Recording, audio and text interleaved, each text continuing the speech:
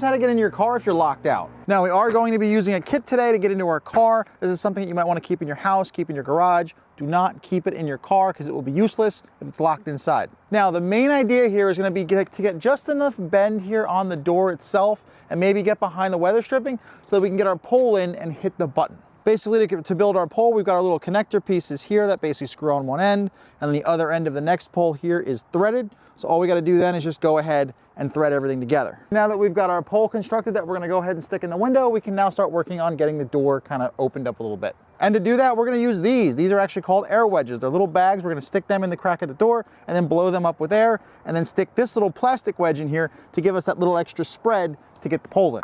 Now what you're gonna do is just go right along the top here, and you're gonna kind of force it and wedge it in. Now it's gonna be hard because this isn't supposed to happen this way, okay? You have to go in there, push it, make sure you get everything kind of behind the weather strip. Once you get them kind of in the crack of the door, we got these little like blood pressure cuff things. You're gonna go ahead and pump up the air wedges. And you'll see here how the wedge is starting to lift the door just enough.